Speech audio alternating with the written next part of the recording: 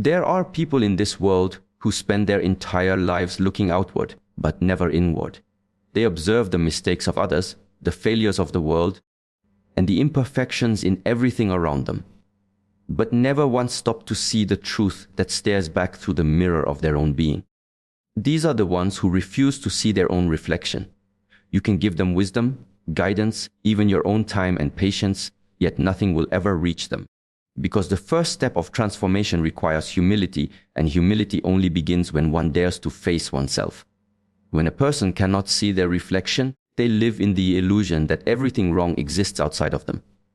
Every problem is caused by someone else. Every emotion is justified by an external trigger, and every consequence becomes someone else's responsibility. They build walls made of excuses, layers of denial, and shields of pride. You may try to show them compassion, but it becomes like light striking a closed door. It cannot enter. You can offer understanding, but they interpret it as validation. And you can share truth, but they hear only what aligns with their ego. Helping such a person becomes a silent form of suffering, because your energy is constantly being poured into a vessel that refuses to hold. The human being grows through reflection. When you see your anger and realize it comes from your own insecurity, there is growth. When you observe your jealousy and understand it is born from fear, there is awakening.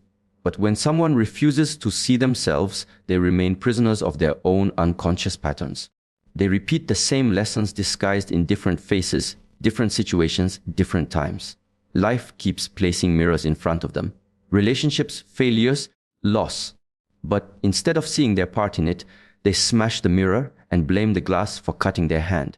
Trying to help someone who cannot see their reflection is like trying to wake a person who pretends to sleep. You can shake them, speak to them, even shout truth into their ears, but they will not wake because the sleep serves them. The illusion protects them from pain. To see oneself requires courage.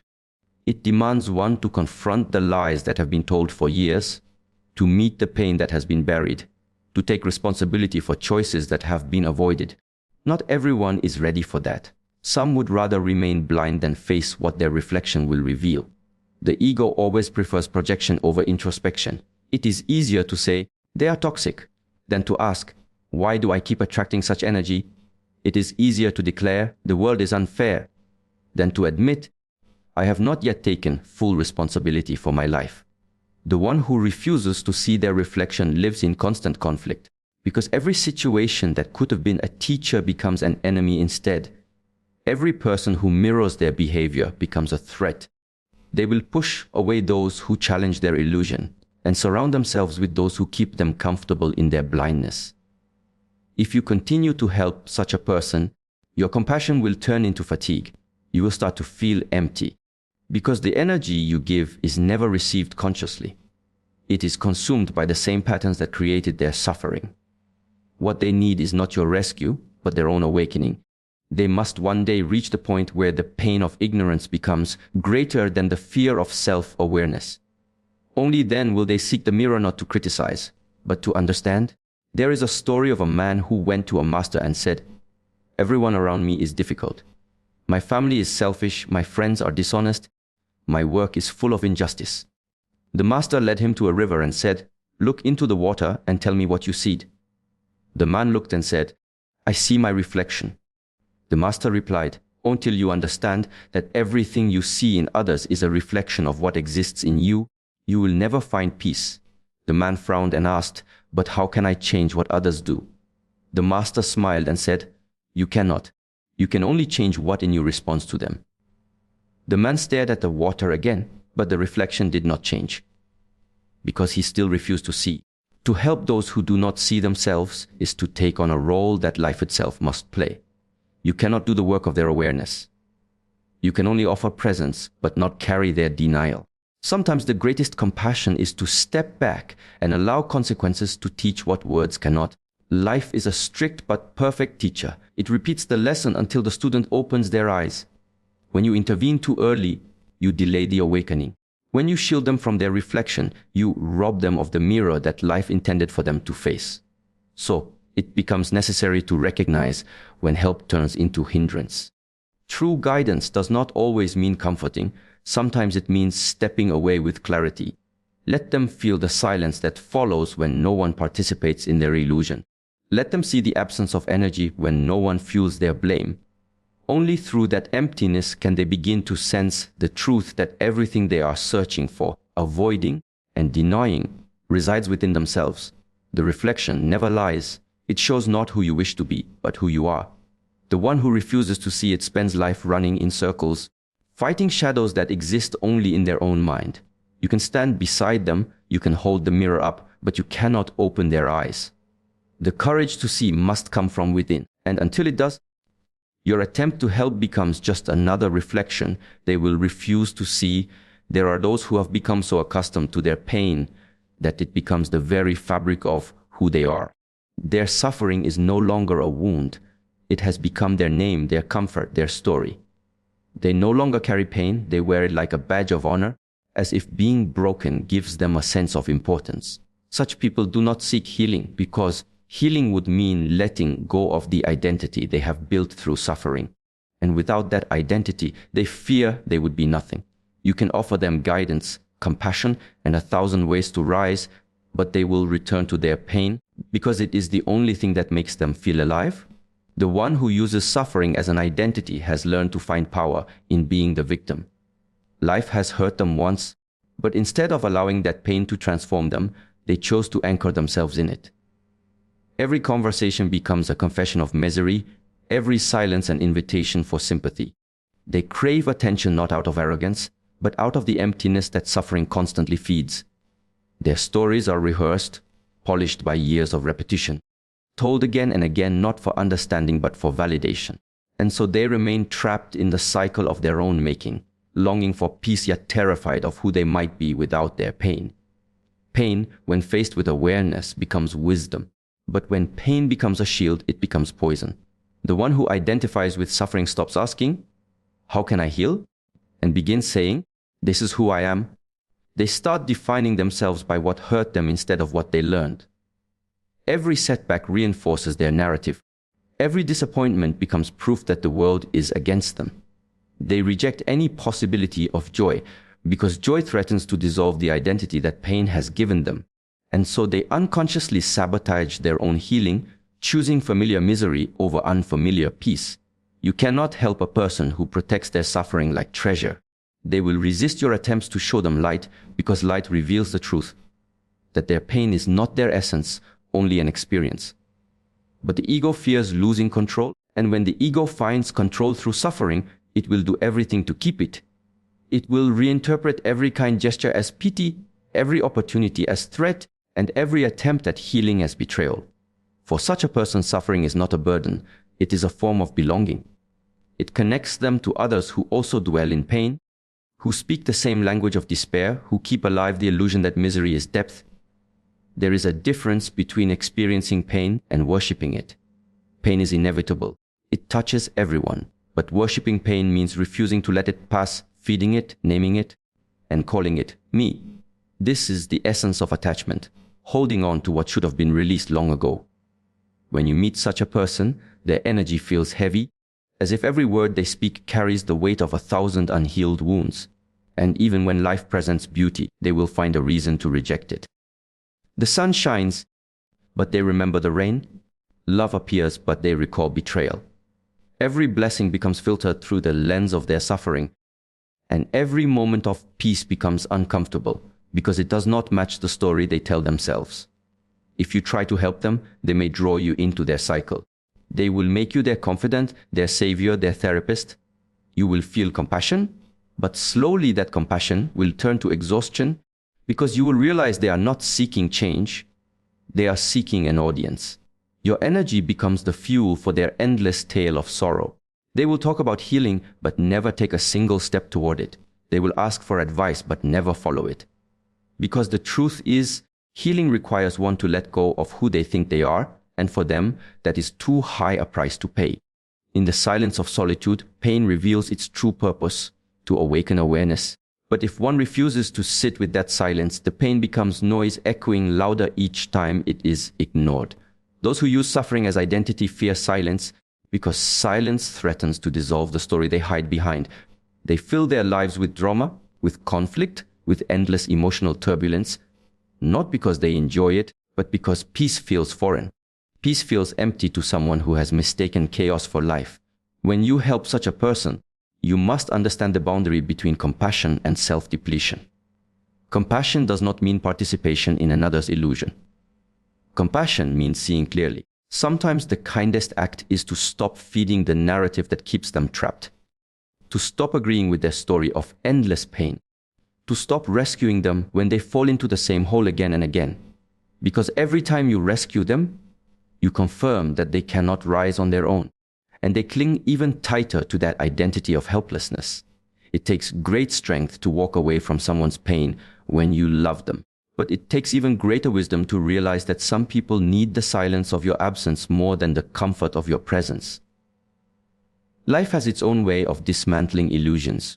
Eventually, the story of suffering becomes too heavy even for the storyteller. The pain that once gave them purpose starts to suffocate them, and only then does a small window of awakening open. When they finally see that their suffering was never meant to define them, only to refine them. The one who uses suffering as an identity does not need your pity. They need the mirror of their own awareness. They must see that every time they tell their story, they are keeping the wound alive. Every time they repeat the pain, they keep it fresh. Every time they seek attention for their hurt, they are feeding the very energy that holds them captive. True healing will come the moment they stop performing their suffering and start observing it. When they stop saying, "This happened to me," and begin asking, "What is this trying to teach me?" Only then does the identity begin to dissolve. Until that moment arrives, your help becomes invisible against the walls of their resistance. You cannot heal someone who has fallen in love with their wounds.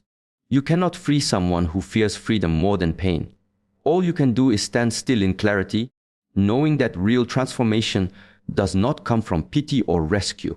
It comes from awakening. There are those who look at the fruit of another's labor and desire it instantly, without understanding the roots that gave it life. They see the mountain peak and wish to stand upon it, yet they refuse the climb.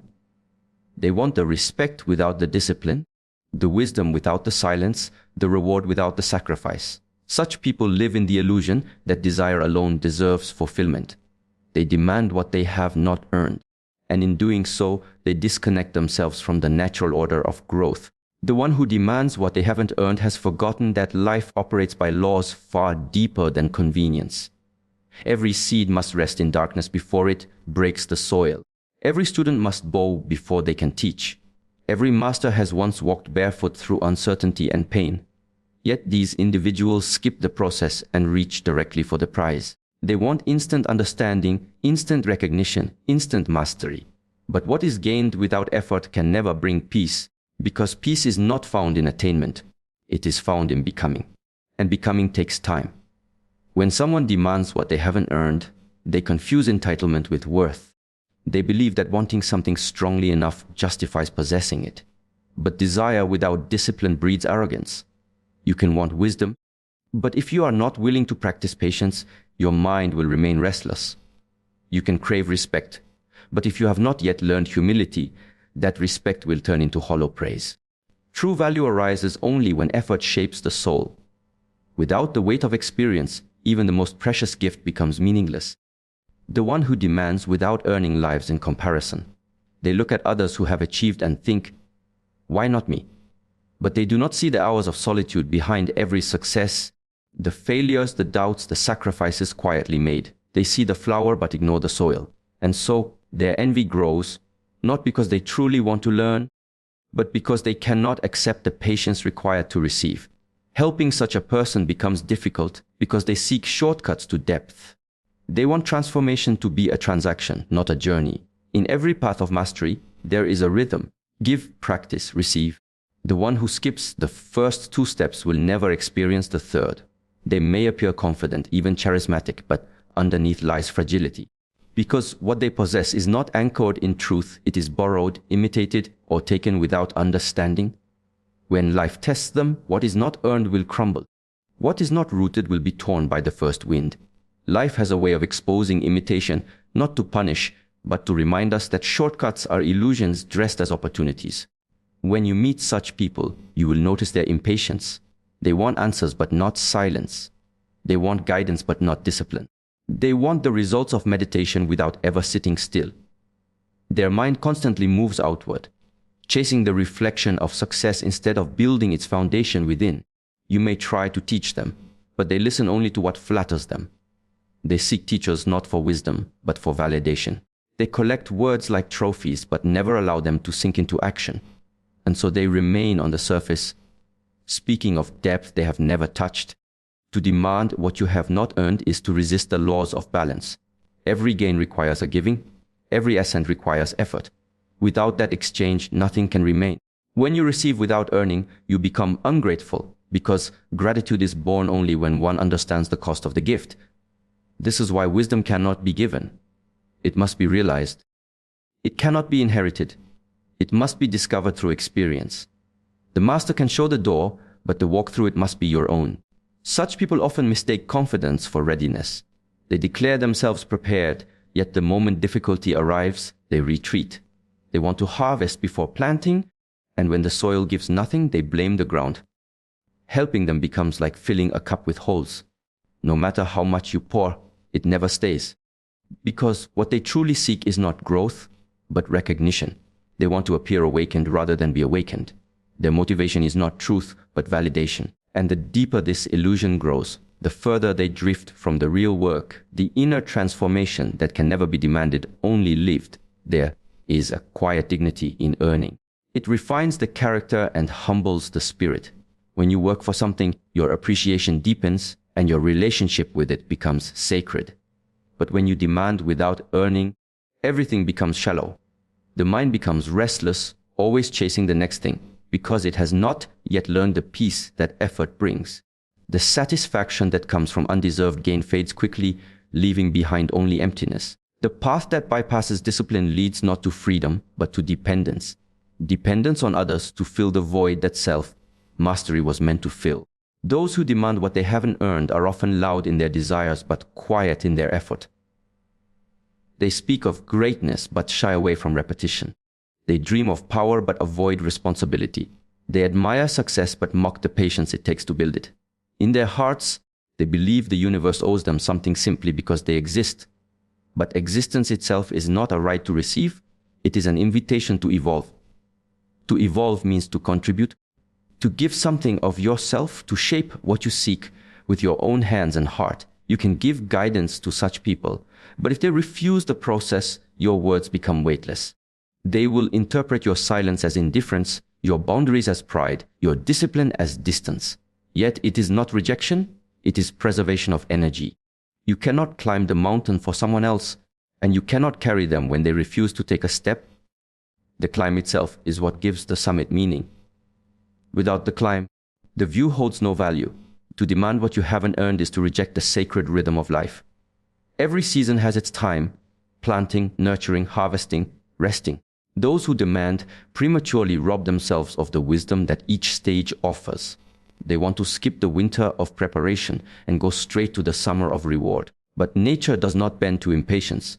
The seed that demands the sun without first enduring the darkness of the soil will never blossom. And so life gently, persistently, teaches them through lack, through delay, through repetition, until they understand that nothing real can ever be demanded. It must be earned through presence, patience, and practice. Trust is not built in words, it is built in consistency. It grows slowly, like a tree that takes years to root itself in the soil of loyalty, honesty, and integrity. But once that tree is cut, it does not grow back the same way. There are people who will take your trust and treat it as something disposable. They will speak of love, promise loyalty, and swear sincerity, yet behind every promise lies the shadow of betrayal waiting for its next moment to strike. These are the ones who betray trust repeatedly. Those who take forgiveness as weakness and confuse compassion with permission. When someone betrays trust once, it can be a mistake, a moment of ignorance, a lapse in awareness. But when betrayal becomes a pattern, it is no longer about error. It is about character. A person who betrays trust repeatedly reveals not their confusion, but their nature. They know the pain they cause, the damage they leave behind, yet they continue because they are driven not by conscience, but by self-interest. To them, trust is a tool, not a treasure. They will use it to gain access, to manipulate, to control, and then discard it when it no longer serves them. Trust is sacred energy. It is the invisible bridge between souls, built through truth and maintained through respect. When that bridge is broken again and again, the heart begins to close, not in hatred, but in exhaustion. To keep trusting someone who betrays you repeatedly is to keep walking on a bridge that collapses beneath you every time. Eventually, it is not the fall that hurts. It is the realization that you chose to walk it again. The one who betrays trust repeatedly is skilled in disguise. They know how to appear sincere when they need something, how to use emotion to disarm suspicion, and how to play the victim when confronted. Their words are soft, but their intentions are sharp. They study your kindness, your empathy, your willingness to understand, and they use it as a weapon. Every time you forgive them, they see not love, but opportunity. Every chance you give becomes a new doorway for deceit. And yet they will always say, "I've changed," not because they intend to, but because they know those words open hearts faster than truth. To help such a person is to invite erosion into your spirit. Their betrayals do not always come as grand acts of treachery. Sometimes they arrive in small moments, broken promises, silent lies, concealed truths, subtle manipulations. They betray not only through action, but through absence, through inconsistency, through the quiet neglect of what is sacred. Their betrayal is not always loud. Sometimes it is hidden in the moments where you expected them to show up and they did not. It is the slow, invisible betrayal of energy, of intention, of care. Forgiveness is a noble virtue, but it is not meant to be blind. Forgiveness is an inner act of release. It is freedom from resentment, not a reopening of the door to betrayal. When you repeatedly forgive without boundaries, you do not practice compassion. You practice self-abandonment. The one who betrays trust repeatedly depends on that. They count on your heart being bigger than your self-respect. They count on your desire to heal being stronger than your will to protect yourself. They play on your empathy because empathy without discernment becomes your weakness. Betrayal is one of the deepest teachers in human experience. It teaches you that not everyone who smiles carries good intentions. It teaches you that energy can speak louder than words, and that consistency is more sacred than apology. The repeated betrayal of trust reveals where you have not yet learned to guard your peace. It forces you to examine the difference between compassion and compliance, because to continue helping someone who betrays you is to participate in your own suffering. The one who betrays trust repeatedly will often appear remorseful. They will use tears, silence, and dramatic gestures to convince you of their change. But if you look closely, you will notice the same patterns re-emerge. Their words promise a future, but their actions repeat the past. The betrayal is not just in what they do, it is in what they fail to do. They do not take responsibility. They do not face their shadow. They do not reflect. They simply move on, leaving behind emotional debris for others to clean. And because you have a gentle heart, you keep sweeping up the pieces, hoping one day they will realize the damage they've caused. But the truth is, they already know. They just don't value the bridge they've burned. It is difficult to accept that some people are comfortable in betrayal. They are addicted to the power it gives them, the illusion of control. To betray is to feel superior, to manipulate emotion, to prove dominance. They play with hearts the way gamblers play with cards, recklessly, impulsively, believing that no matter how much they lose, someone will always give them another hand. And those who keep helping them become enablers of that illusion. The betrayal then extends beyond individuals. It becomes a cycle passed from one connection to another, leaving a trail of mistrust wherever it goes. If you continue to offer trust to one who has broken it repeatedly, the betrayal eventually becomes internal. You begin to betray yourself. Every time you excuse their actions, you silence your intuition. Every time you accept their apology without evidence of change, you dismiss your own wisdom. This is how betrayal shifts from something external to something spiritual. It becomes a fracture within your own being. To keep trusting the untrustworthy is to declare to life that your boundaries mean nothing. The one who betrays trust repeatedly is a mirror of lesson, not of love. They reflect back to you your attachment to potential, your resistance to truth, your fear of letting go. Through them, life teaches that loyalty to truth must always be greater than loyalty to people. That forgiveness must coexist with awareness. That kindness must walk hand in hand with discernment. Because without discernment, kindness becomes self-destruction. And without boundaries, forgiveness becomes invitation. When you try to help someone who betrays trust again and again, understand that your help cannot substitute for their integrity. No amount of advice can replace honesty. No amount of love can rebuild character. You can offer them insight, but they must choose transformation. Until they do, their path will remain a loop of broken promises and repeated mistakes. The lesson is not to harden your heart, but to refine your perception, to learn that love and distance can coexist, that silence can protect what words cannot, and that trust, once broken repeatedly, is not a wound to heal but a lesson to honor. There are people whose presence feels heavy, not because they are evil or cruel, but because they carry an endless storm within them. Every word they speak pulls at your energy. Every conversation feels like walking through fog. You listen, you comfort, you encourage. But when you part ways, it feels as though life has been quietly pulled out of you. These are the ones who drain your energy without intention to change. They come with stories of pain, problems, confusion, and disappointment, yet they are not looking for healing, they are looking for an audience. To help someone who truly desires change is noble. It is sacred. But to keep helping someone who only seeks attention becomes an act of self-neglect. The one who drains your energy has no interest in transformation. They are loyal to their suffering. They recycle the same stories, repeat the same complaints, relive the same wounds. Each time you offer guidance, they nod with agreement, but continue to live the same way. Each time you offer wisdom, they respond with reasons why it doesn't apply to them. They do not come to learn, they come to unload. And they have learned that you will always listen. Energy is life. Every thought, emotion, and interaction carries vibration. When you spend time with those who constantly dwell in negativity, your vibration begins to lower to match theirs. You start to feel fatigue without reason, sadness without cause, restlessness without clarity. This is how energetic exchange works. It is invisible but deeply real. You may begin to wonder why your spirit feels heavy after being around them. It is because they take and take without ever intending to give. They draw strength from your empathy, but never use it to grow. Such people are not inherently bad, they are unconscious. They are asleep in the cycle of their own misery. Their identity depends on being the one who suffers, so they unconsciously ensure that they remain in that role. When you offer them a way out, it threatens the story they live by. If they change, they lose the attention that pain provides. So instead, they stay in the comfort of complaint. They talk about wanting light, but their eyes never open. They speak of peace, but cling to chaos.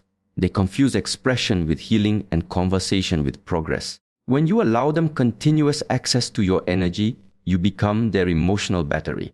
They come to you not to evolve, but to recharge their helplessness. You give them clarity, and they leave lighter while you feel drained and uncertain. The cycle repeats until you start confusing compassion with exhaustion. You begin to feel guilty for setting boundaries, afraid that refusing to listen makes you heartless. But real compassion does not mean carrying another's emotional weight. It means helping them find the strength to carry it themselves. The one who drains your energy without intention to change often speaks beautifully about awareness.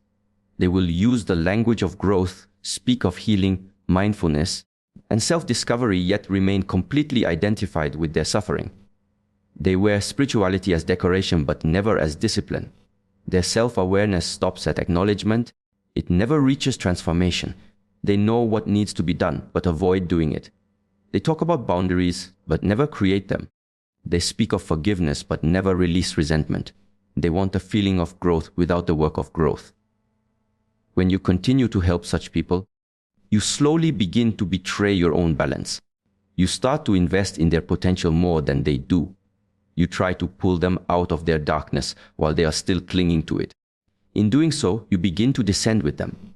Every time you listen to their complaints without consequence, you teach them that stagnation is acceptable. Every time you sacrifice your peace to soothe their turmoil, you teach them that energy is infinite when it is not. Even light, if not renewed, fades.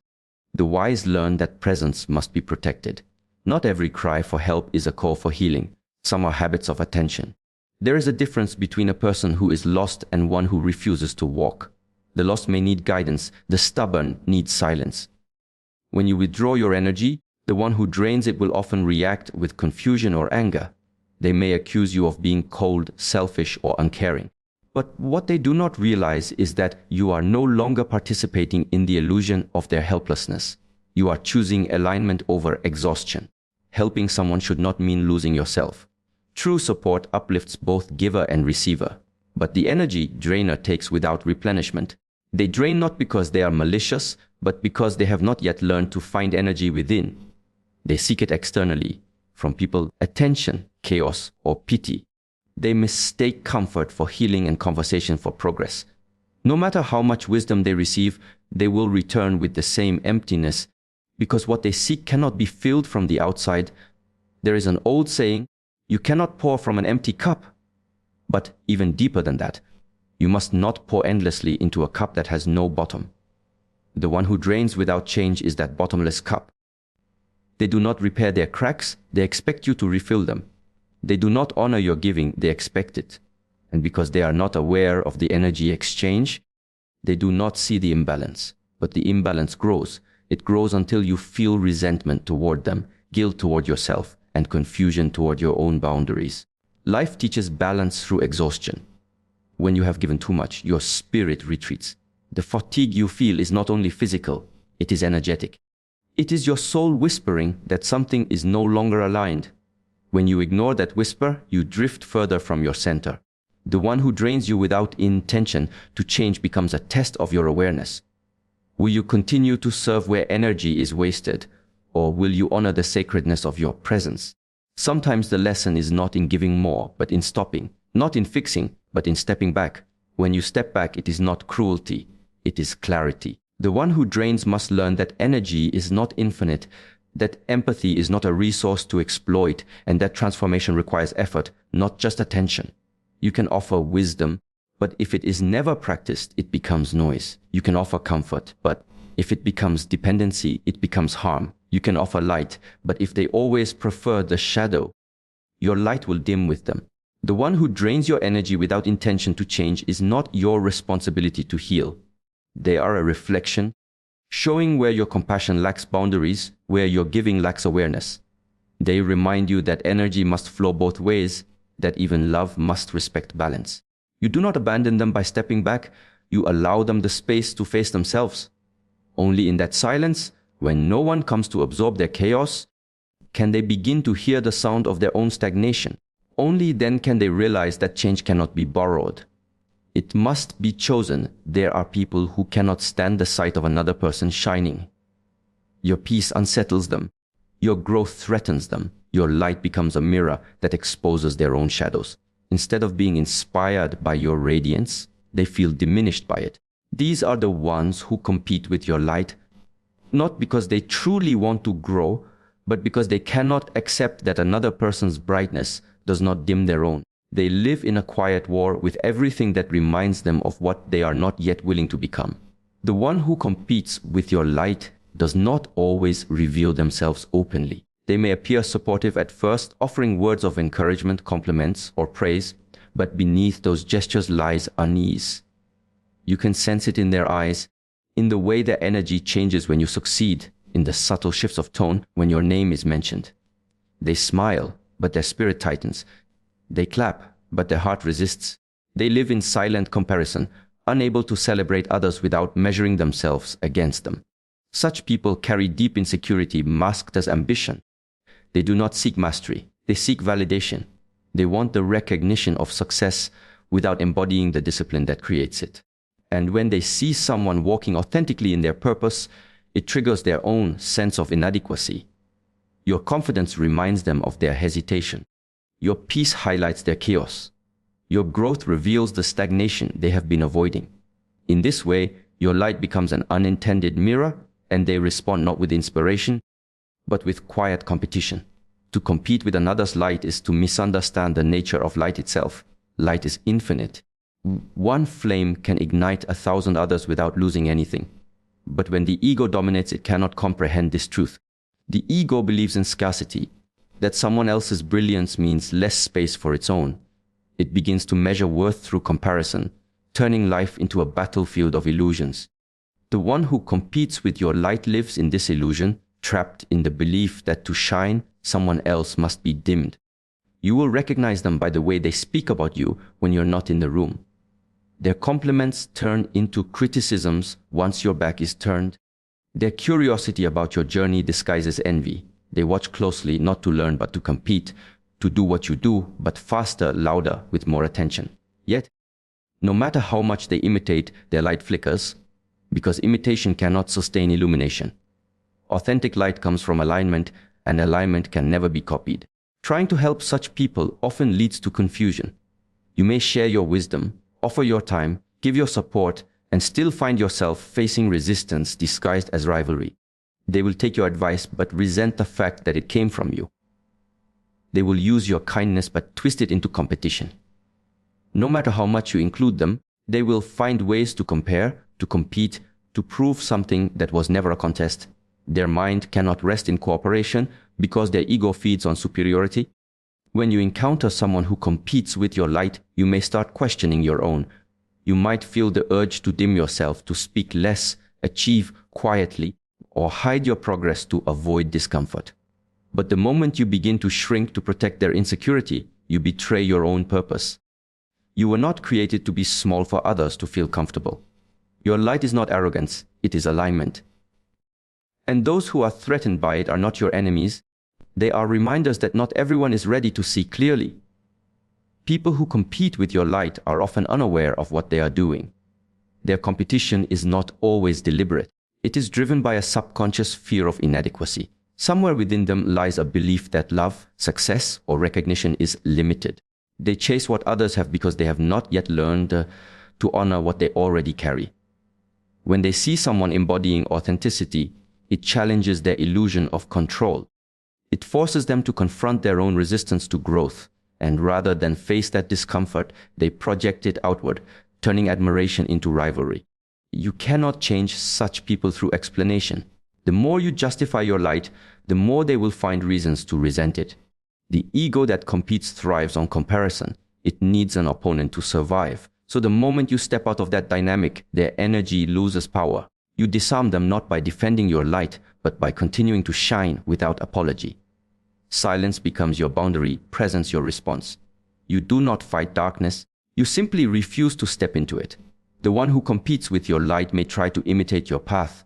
They may mimic your words, your style, even your mannerisms, believing that if they copy the outer form, they will gain the inner power. But what they forget is that light is not form, it is frequency. It cannot be borrowed or duplicated. It arises from inner alignment, from the harmony between thought, word, and action. When someone competes with your light, they are chasing the reflection, not the source. And no reflection can ever illuminate. Over time, such people reveal themselves through patterns. Their support is conditional. Their friendship is selective. Their presence feels inconsistent, warm when they feel superior, distant when they feel overshadowed. They may criticize what they secretly admire, dismiss what they secretly desire, and challenge what they secretly wish they could embody. In their struggle, they drain energy not through intention, but through resistance. Their need to compete keeps them in constant comparison, which becomes a silent drain for both souls involved. When you continue to help them, hoping to ease their insecurity, you will find that no amount of reassurance satisfies them, because what they seek cannot be given. It must be discovered within. Until they face their own sense of lack, they will keep measuring themselves against others. The more you shine, the more their ego feels threatened. And yet, the irony is that your light was never against them.